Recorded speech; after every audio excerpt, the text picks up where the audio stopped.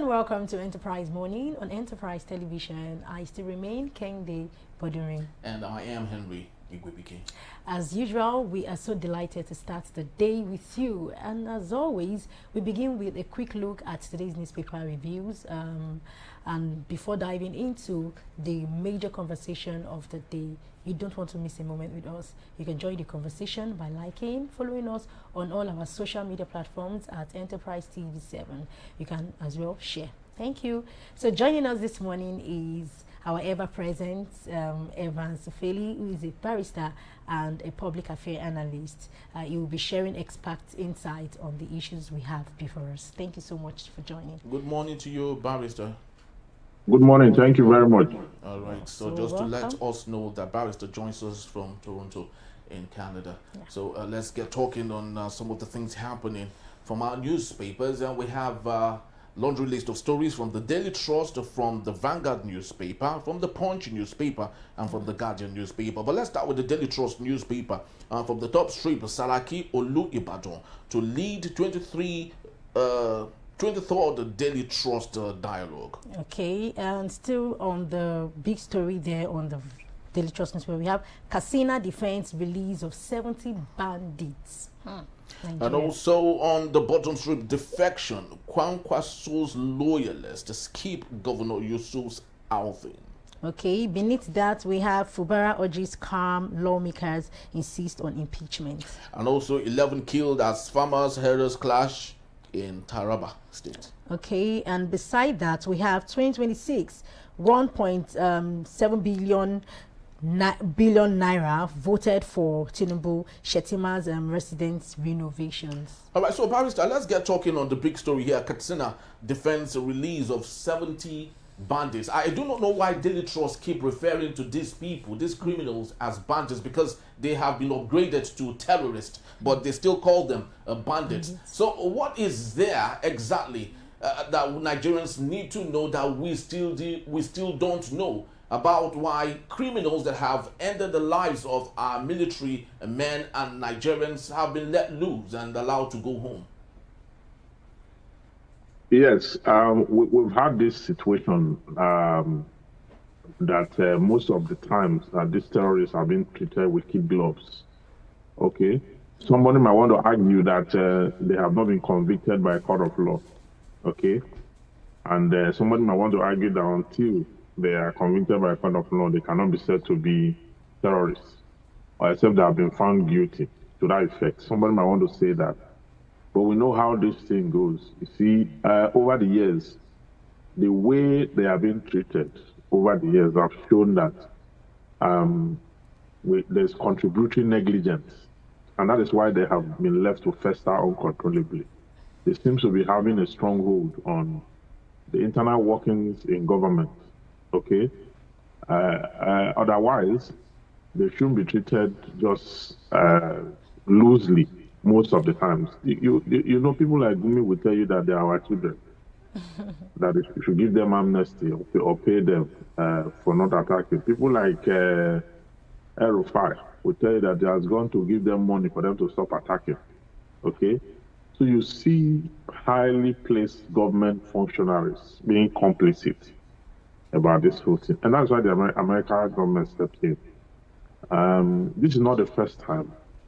As I talk to you now, there is no viable, concrete trial ongoing against any serious terrorists in the country. Okay, we have just few, maybe 2 or 3. Okay, in the huge number that have been arrested over the years. Okay, they only take them to cooperate them. The next thing they release them. Okay, there are cases where even government have said they will rehabilitate them and send them abroad to go and study and the rest of part of the reason why our image is being further damaged is the way we treat terrorism with kid gloves, almost like pampering them, almost like in some states they used to have meetings with government functionaries. You've seen that in some states they have meetings with their AK-47 assault rifle. You see government functionaries there negotiating and all that. Then the terrorists will be giving them terms and conditions, giving government terms and conditions that government must fulfill. Otherwise, there'll be problem. As I speak to you now, there's a case of some kidnap that happened in Borno State. I don't know that you have the information. Yeah. And the terrorists are asking for a huge amount of money for two persons who is in their captivity. Okay, they're asking for, I think one, they're asking for 300 million plus for one, and the other almost something like that, in the neighborhood of that. So these are the people that when we now arrest them, we'll now treat it with gloves and then release them. So the problem will continue as long as we are not ready to decisively deal with the situation. But then again, how will this affect the morale of our security agents or forces who risked their lives, day and night to capture these bandits? There's no morale any longer, and that is why they are on TikTok now. The bandits and the security people, what do you call them? If not that America took a decisive step to bomb their stronghold, they were already on TikTok. The next thing they were supposed to do, the next phase that they were supposed to do was coming out to play football with people, or to hang around the neighborhood unrestrained. That's what is left. They are so integrated in society that you really cannot say these are the bad boys, these are the dissidents of the country. So it weakens the morale of the fiber, the security fiber of the country. It put creates fear and panic amongst the people. And as I speak to you, they are still attacking every day in Borno, in Zamfara, in Yobe. That's who has this. There's still killings ongoing every day. And some of the attacks, you don't even hear about it at all because the press are not able to go into those areas to report any news. Okay. So. Well, I just hope they don't live amongst us, we don't have them amongst us, more of living under the guise of, okay, I want to be part of you, and you will not know if this person is a bandit or a terrorist. You just be flowing with them and all of that. We just hope our government really look into this and then still boost the morale of our security officials. Yes. All right, so let's get to the Punch newspaper for today and straight to the talking point. We have it that the federal government proposes 41 billion naira to upgrade 109 foreign missions. Barrister, we're talking about houses that Reno Mokri would go and make himself available. Femi Fani-Kayode, Ipazu, what's the INEC man now? Professor Mahmoud Yakubu. Yes. Now, these are embassies and our consulate that President Bola Ahmed Tinubu is proposing 40 billion naira for. What's your take on this? Well, in fact, you appoint ambassadors. You have to make provision for their housing, right? Yeah. Yes, you make provision for their housing. These are, as it were, now delegates of the federal government in representative capacity, diplomatic capacity to other nations. Yes, as far as the government have come to that conclusion that these are the best amongst us, governors that have no pedigree in level of performance, human index development, no history of. One of the governors was the one who proposed 500 naira for women when they give birth, whilst he was a governor. And when the press asked him about his achievement, he said, Abia State have achieved so much that there's Mr. Biggs and there's KFC in Abia State. That's the person that is going to be a consulate, or whatever you call it. So it's government responsibility to give them accommodation wherever they send them to. It does not matter who they are, as long as they have been chosen by the government and have been so cleared by the National Assembly. There's no other thing that is holding them back. Government will put the money down and that is what it is. Okay. Should we look at another Yes, let's story, look on the story. Barrister has given us what we want. Yeah. So on the Vanguard. Yes. Okay. So on the big story we have this should be our that should be our main conversation. So let's just do this one. 466 killed, 2,638 detained. That's in Iran. Iran. Yes. Yeah. So what do you think, Barrister? That's from a foreign scene now. Do we see an end to the regime in Iran with all of this going on, and it's still going on as we speak? What's your take on that? There have not been. Was there a time without any semblance of peace in the Middle East? That's one question you asked. I mean, the Middle East has always been like it moves from one country to the other. And for the Middle East, it moves from one country to the other. For the past 30 years, there have not been any peace in the Middle East. It's either it's in Gaza or Israel, or moves just like that. Before now, it was Hamas and Israel, right? We were talking about it every day. Now it's moving gradually from there to another spot. So it has always been like that. The part also, the government system with their interaction with the international politics, international contacts, the issue of, suspicion and non-suspicion of nuclear, with level of governance, with, you see, that whole spot is a trouble spot of the flashpoint, okay? So, the crisis has deepened further, much more dangerous now, really dangerous now. Okay, so it's been like that.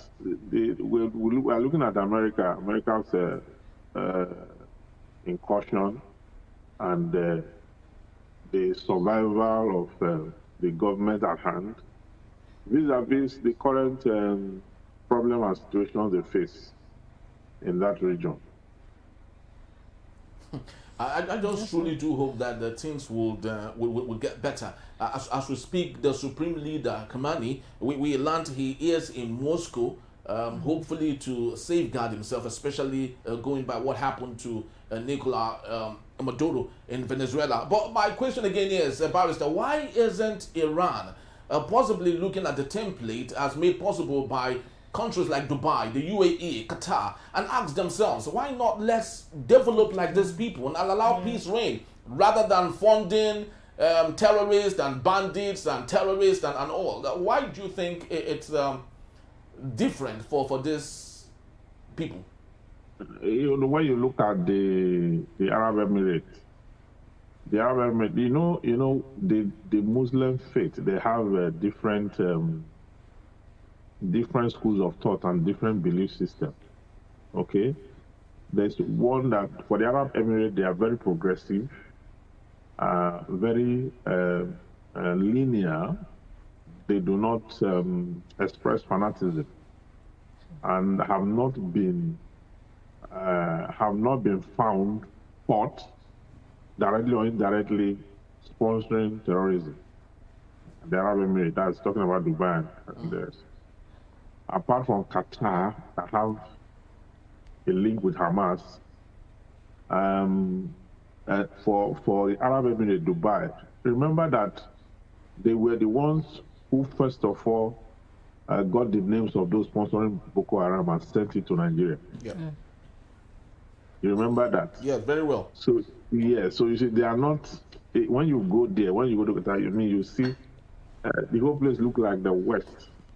Development at a high speed, human index, both capital and human development at a very high scale.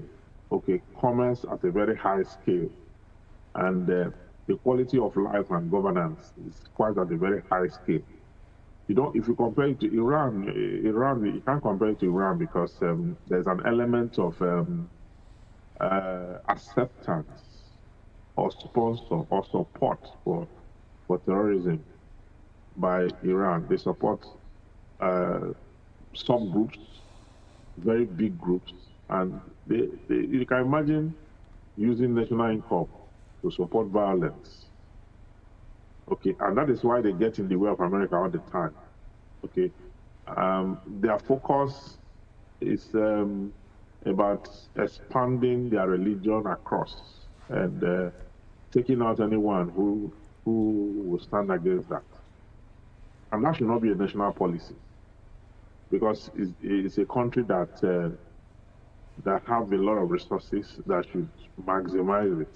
You see, the reason America clamped down on countries that have a lot of resources and at the same time sponsoring terrorism is that they have a tendency to cause incalculable damage with their volume of wealth. If they channel it to terrorist groups, these terrorist groups are able to use it to cause serious havoc to humanity. You can't be so that wealthy. I mean, considerably wealthy. I mean, Iraq is considerably, Iran is considerably, not as if they are. So there's always that need to bring them to a point of halt. Otherwise, they could use their resources to destroy mankind by sponsoring very dangerous organizations and subgroups that have terroristic tendencies.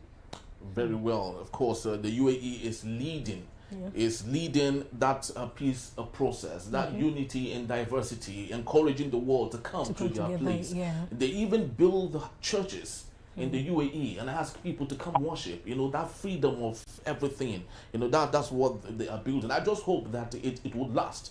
Because historically, we've seen in the Middle East where someone starts a very good cause, the child of such a person comes and destroys it, and everything goes back to square one. But Barrister, let's take a look at the sporting angle, but of course, taking a look at it from a more moral state here. The owner of Bua conglomerate, of course, Alhaji Rabiu, promised the Super Eagles 1.4 billion naira.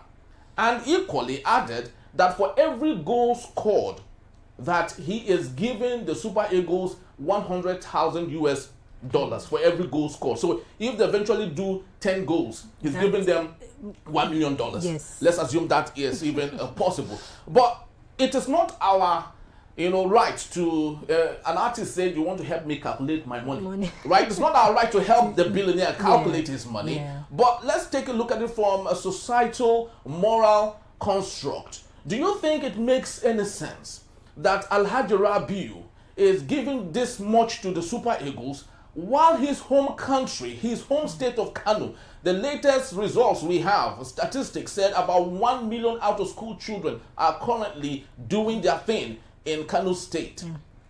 So help us. Do we not talk about this, or should we just allow it slide? We should talk about it. But while we talk about it, we should know that it is not his responsibility. A responsibility to go and rescue 1 million whoever is out of school. That's government responsibility. Okay? If you are saying government should initiate a process of, recovering those who are out of school, and government is approaching, or a group, an NGO or whatsoever is approaching him for assistance to have them reintegrated into school, that's a different conversation entirely. But it's not squarely his responsibility to go do that. And a man of wealth, it is his prerogative to decide how he wants to spend his money. If he wants to give to footballers, fine. If he wants to use it for children that are out of school, that's fine. That's his business, This is a businessman, okay? Let us not look at the issue in isolation, that is giving this kind of money to Super Eagles players, and therefore, let's look at the volume of employment. You know that recently, not too long ago, he gave monies to his workers, those who have been with him for a very long time. Okay? Yes, he gave up to, I think the list of them where they said had 75 million thereabout. Yes. He gave over 30 million, 40 million to individuals, who have been working with him from time.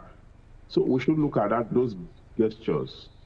We should look at the number of persons he has employed, the number of public courses he has deployed resources to. It's not the only one in the country. Governments should go and the governor of Kano State and the Ministry of Education in Kano, the Ministry of Youth and Social Development. What is their function? What are their duties? What have they done to get these children back to school that failed or that succeeded? Okay? So, because if we begin to tell people because they are wealthy, every problem in society, they should be the one to solve it, then government will abdicate its responsibilities. And it's because most of the government functionaries have failed, institutions have failed. That is why we look up to individuals, I mean, in this part of the world, to come and do what government ought to do. You understand? The judiciary practically now is very dark man now than the court of law. Yeah. With its volume and huge deposit of ignorance. So, because non-state actors who attempt to want to fill in the responsibilities of institutions are failing so much or so well in their duties to the point where people resort to otherwise, what is the government for? For the security and welfare of the people. What children out of school is the security and welfare of the people. Government should address it. The federal government, the state government, the local government have to collaborate. If we find education critical, if we find education as an important thing, the government should be able to, face the challenges that confront that sector and solve it. Yes, but Barrister, whilst I agree with you, the fact is, how about situations where we have the Bill and Melinda Gates Foundation? Without them, there would have been lots of communicable diseases in Nigeria that would have ravaged lots of kids in Nigeria. He has been responsible for taking care of tuberculosis, leprosy, and so many others. So don't you think it equally makes sense that if we can get such aid internationally, locally, we can equally take advantage of these people that have more than enough money and equally allow them to do as much as Bill and the Melinda Gates is doing for Africa and Nigeria? Yeah, if it's not part of the direct initiative of the Boa group, that's why I said NGOs can approach them. Okay, nothing stops NGO from approaching them to have that done. It's not utterly right for governments to go after them and say, come on. No, that's why I say NGO. NGO will stand in the middle, in the gap, okay, to have that done. If truly is what the Boa group is part of their corporate social responsibility, they want to do that as part of it. They have other things they are doing. They have, they do charity. They do a lot of charity. Apart from the fact that it's a capitalist arrangement, they do charity. Okay, so if we don't know the content, because sometimes charity will have focus. If we don't know the content of the kind of charity they do, then we may not know why they are not in the issue of children out of school. We may not know why. The Bill and Melinda Foundation, that one is a global institute or an NGO that is doing so much across the world with the wealth of Bill Gates and all that. Okay? So, what I think should be done is that the relevant NGO can approach. If you have a mind for such kind of public cost and the other volume, and if he buys into whatever it is, then the NGOs can approach him to have that done. All right. Of course, we'll end by saying congratulations to Alhaji Rabiu. Talking about the Anthony Joshua accident that happened. And when people were lambasting Ogun State and that were Abiodun for not having ambulances, guess what the data boys of Abiodun did? They brought out a picture of Boa, the same man we're talking about now. He donated about 20 ambulances to the state. You know, so they brought it out to show to Nigerians that you say we don't have this, but this is it. But now people made them know that this was a kind gift from one individual to a state government that has more than enough money. 20 or 500 times the money that I think has. This should be one of the necessary or one of the important essential we need, you know, because Boa coming to, you know, to gift, it's a very good gift to gift the Ogun State government. You know, I think it's something that should be a wake up call to the Ogun State government that you can do more.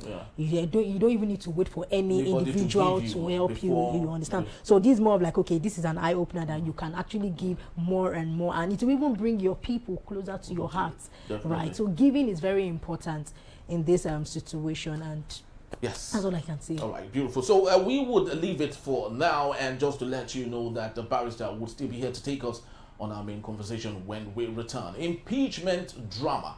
Rivers lawmakers cry foul. That in a beat. Enterprise of morning it is. Don't go anywhere. We'll be right back.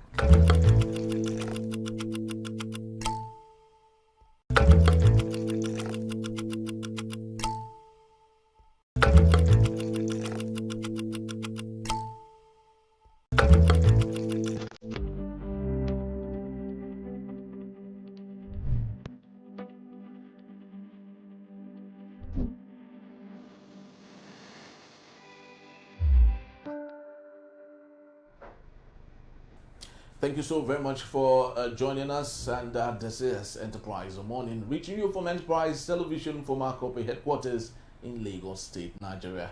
Now let's get to our main conversation for today. The Rivers State House of Assembly has raised the alarm over an alleged plot to obtain a court order aimed at preventing the legislatures from carrying out its constitutional responsibilities, particularly the ongoing impeachment process against Governor Siminalayi Fubara and his deputy, Professor Ngozi Odu.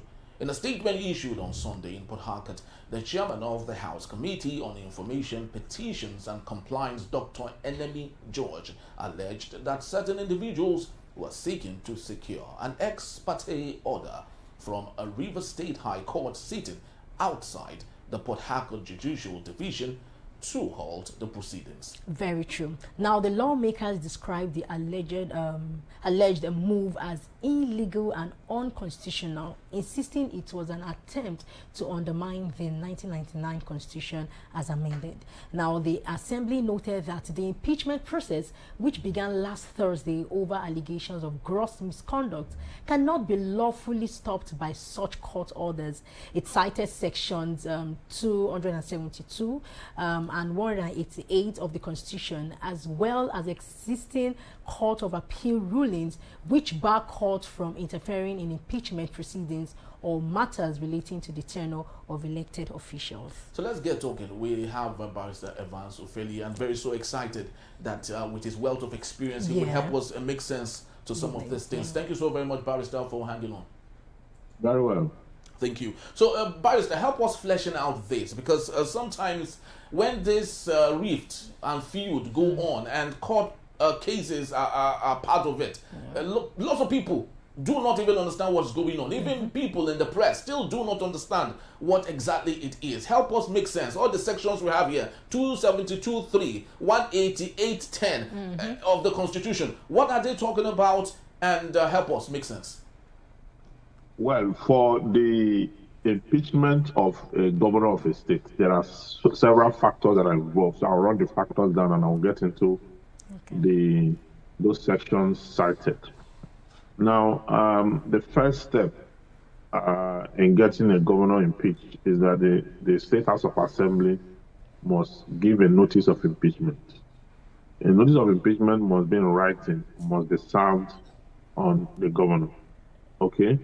Calling a press release and then talking about the issue, the State House of Assembly must go beyond just talking about is they must be able to serve the governor under reference. And 1/3 of the number of the members can come up with that impeachment notice. 1/3 is what is required to come up with it. And now, after the notice is served, the governor has 7 days within which to respond, either by himself or by through a legal practitioner of his choice. After the 7 days itself, the State House is expected to, come up with a panel. Now, that panel is empowered by law to look into the allegations leveled against the governor. It looks into it and determines whether or not the accusations are true or false. If you found out that the accusations were false, the impeachment process ends there. But if you find out that there's element of truth, or it's true that the governor is engaged in what they call gross misconduct, which is an impeachable offense, then it will go ahead and endorse its report. Now, it will send its report back to the State House of Assembly, who will now constitute by a 2/3 majority vote, 2/3 majority counting, to have the governor impeached. 1/3 can come up with the notice of impeachment, but it takes 2/3 to vote on the actual impeachment. Okay? Now, if you look at section 188, section 188, 1, 2, 3, 4 down, breaks all the procedures accordingly. Okay, well, section 188 sub 10 now says that no court, will be used to determine, that is, no court should intervene or will be allowed to intervene in the process. Okay? Now, there's an allegation as we speak that a motion is being sought for, an order is being sought for at the Rivers State High Court. Okay? Section 272 of the Constitution talks about the fact that to determine whether the seat of a State House of Assembly member is vacant, or to determine the tenureship and the rest of that, every matter with such regards must be brought before the Federal High Court and not the State High Court. You understand? So section 272 is addressing jurisdiction. They are saying that they have gone to the State High Court now to procure, even when they are aware that the State High Court has no jurisdiction, by section 272 of the 1999 Constitution. And then 2, they have undertaken this issue, also knowing that section 188 subsection 10 of the 1999 Constitution as amended, bars the court on entertaining or determining any matter during the pendency of the State House of Assembly's action for impeachment. You understand? So that is why they are citing all those laws. For the Supreme Court, in plethora of cases, have said that whilst the court have no jurisdiction to interfere with the process,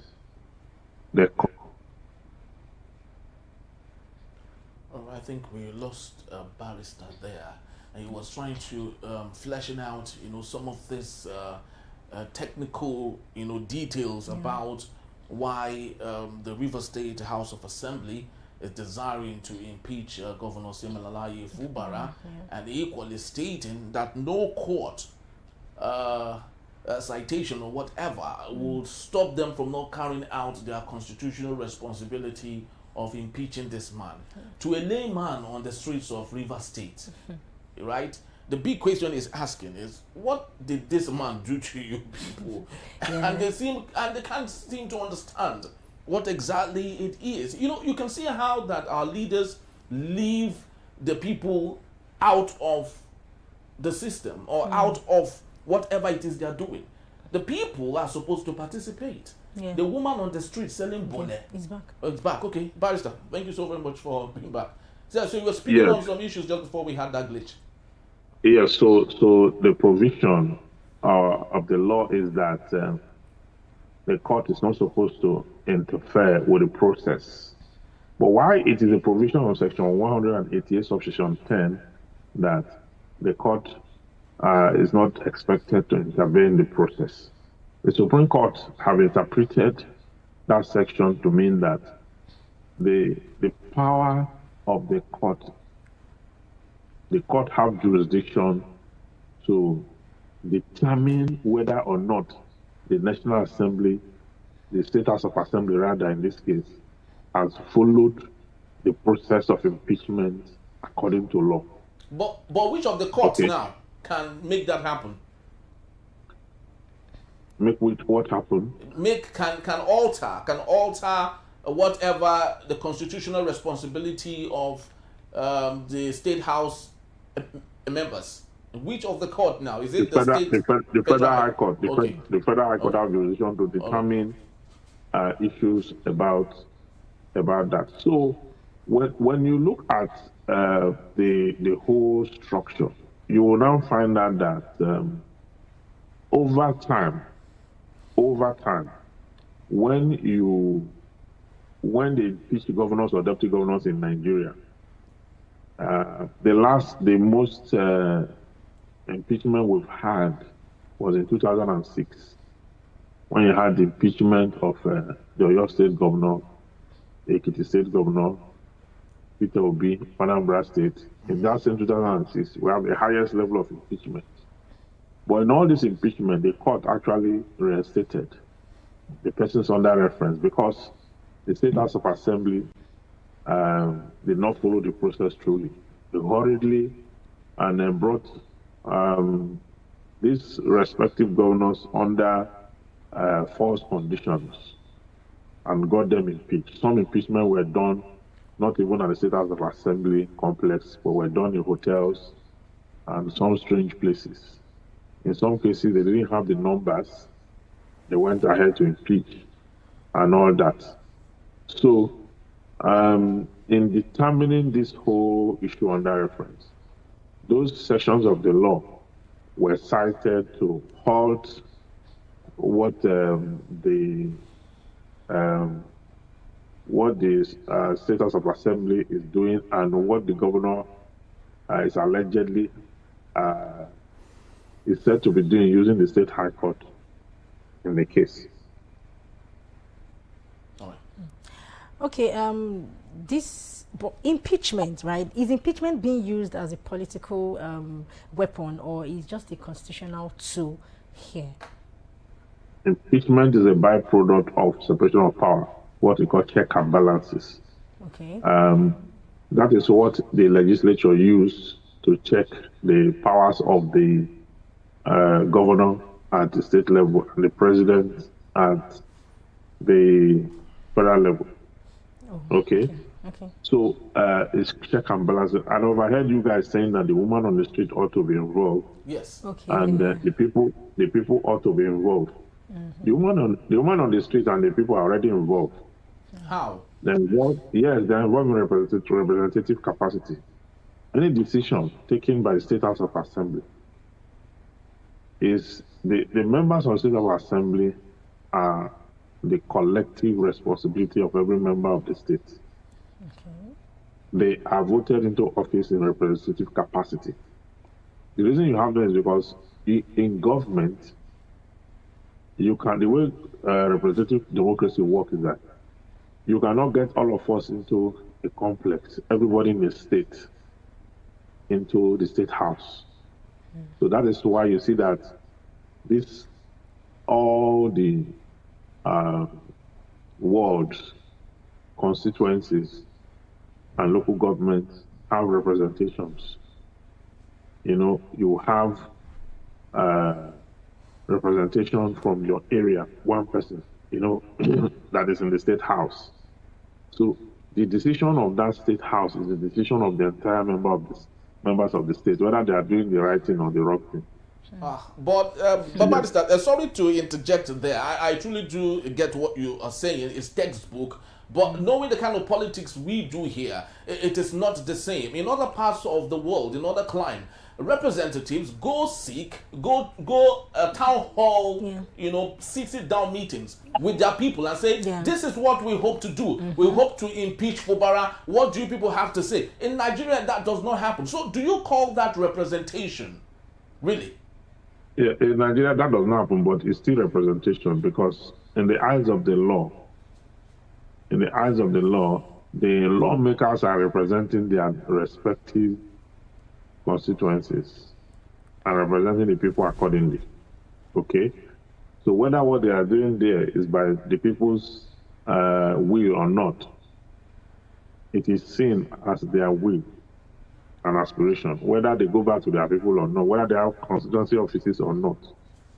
So you are talking about the corruption of the system. You understand? You are talking about a corruption of the system that requires a remedy. I am talking about what the law sees. What the law understands is that each person represents their constituency. The law is not aware whether they meet their constituency or not. What the law is about is that they are representatives, and their collective decision is the collective decision of the entire state. Okay, that's what it is. And so that seals it. So I was talking about check and balance. Yes. Yeah. The legislator uses impeachment to check, because the three arms of government is the executive, the judiciary, and the legislature. And these three arms of government, you see it both at the center and at the sub-regional level, that's the state level. Now, impeachment is what the legislature uses to check the powers and the excesses of the governor. Okay. Then the governor himself, okay, have a way, that is the executive himself, have a way of checking the judiciary, okay, by appointment, okay, and vice versa. Okay, the judiciary have a way of checking both arms by judicial review. Okay, so you have check in different facets. Checks come from different facets. So each will exercise their power to the extent of which it can be exercised. The allegation against Fubara is that he's spending monies that were not appropriated. Okay? That he's spending money that were not appropriated. He has refused to present a budget. Okay? They brought in the demolition of the State House of Assembly complex and so many sundry issues, okay, which they are put before him. But all these issues that they are put before him are issues that have no substance, because the State of House of Assembly of Rivers State have no mind of its own. It is being controlled by Wike. And as long as Wike is controlling it, it will keep having problems because they have no minds of their own. Wike wants to use the State House of Assembly to whittle down Fubara's power and have him deposed, because Fubara played a politics that made him almost like a choice of the president as we speak. He relinquished his pride and played a politics of defection, defected to the APC, and has gone now, have direct access to the president, and Wike is not happy about it. Wike has been going up and down, saying agreement is agreement, agreement is agreement, and has gone as far as even having problem with the National Secretary of APC, who do not want to take orders from him as regards Fubara's issues. Fubara is not, the APC National Secretary, Bashiru, had, had this conflict with Wike, because Wike does not want Fubara to contest again. Because part of the agreement was after his impeachment, before he was reinstated, Wike and the president, put him under a very tight condition. And he accepted all the conditions as at the time because he wanted to get back to office. But now, after accepting it, he has defected to the APC. And, he's playing a politics that will give him the chance to have a comeback, with the president and all that. So, Wike does not want that to happen. And Wike is not a part of the APC. You understand? And part of the problem that predated this one was the State House of Assembly's decision to defect when they moved from their PDP to APC, even though they claimed they did not move. Even though the court went ahead and said then that they did not defect, because if they defected, they ought to show their membership card in the APC and all that. That was just rhetoric. We saw them on TV doing the defection address of them. Okay, and part of the impeachment, part of the grounds for impeachment now that they are talking about the fact that Fubara disobeyed court order. And I'm asking myself, are these lawmakers not jesters? These are lawmakers that went to court. These are lawmakers that went to court to say they did not defect. And so they have not lost their seat. They did not defect, they've not lost their seats. They are the ones that are fully defected now. And then they are now calling on the judiciary. They're now saying, this man here, you understand, Fubara here is disobeying your orders. And so it's part of the grounds for impeachment. How do you sound? How does that sound to you? You that has made the court a jester by saying you did not defect, and now you are fully defected, making the court a laughing stock. And then upon that, you are now telling the court that Fubara is in contempt of court. Which court are you referring to? The court that you told you did not defect, that agreed with you, and now you are fully defected. So as long as they have no mind of their own, they will continue to appear confused. Because Wike wants to use the resources of River State the way he wants. And Fubara have not allowed that to happen over time. And so he wants to end it to make sure that he takes Fubara down and bring in somebody. The question now is, can Wike succeed with this? The elders of River State, have carried out against the impeachment move. And they are all solidly behind Fubara. Okay, and they are saying no to that impeachment. Okay, and Wike is bent on the fact that Fubara must do just one term. But you see, the agreement they entered, that Wike entered with Fubara and with the president or whosoever before it was reinstated, cannot override the Constitution. The Constitution says that if you have done one term, you can do a second term. Okay? And the Constitution is supreme. And the Constitution says that this Constitution is supreme and this provision shall have a binding force on all persons and authority throughout the Federal Republic of Nigeria. If any law or agreement or whatsoever is contrary to this Constitution shall prevail, and that law, agreement, or whatsoever, to the extent of its inconsistency, shall be void. So, as far as I'm concerned, the agreement entered into between Wike and Fubara cannot bar Fubara from contesting again. Cannot.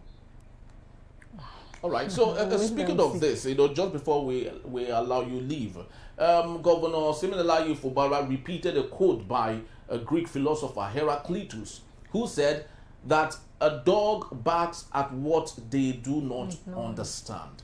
He repeated this severally, and lots of people, of course, would say that yes, Wike happens to be who is the person under reference here. Do you think Siminalayi, by that quote by Heraclitus, is adding more fuel to the fire? And how much damage do you think this will do to the polity? Well, it is a theater of war, as we speak, almost like a theater of battle. So everybody is throwing whatever they can throw. You heard him in the church when he said they should allow the deputy governor to speak and carry out some function that who knows, maybe this is their last outing as governor and deputy governor. He said that in the church yesterday. Yes. So it's all about the impeachment proceedings. Is the impeachment going to succeed? It depends on what is going on. The State House Assembly have cried out too that if they don't allow them to carry out their function as a state house, then the hell will be let loose. But if they are doing it, if they are doing all this altruistically, it will make sense. But the fact that they are doing it to please one man is what, is what is giving me this snag. Because if you look at the faces of the lawmakers, many of them are tired of this thing. Apart from the speaker, who is shouting, who is almost sounding like Wiki now. Every other person they are tired of. Since they resumed, the assembly have had no peace just because of Wiki and what he wants. It's not the first governor of Rivers State. He cannot just lead and then put Rivers State in his pocket and then determine what goes in, what comes out, and all that. He can't do that. Before him, you had Peter Odu. We've had even military head of state in Rivers State. You've had Erupted Amechi. We've had Celestino Mayor.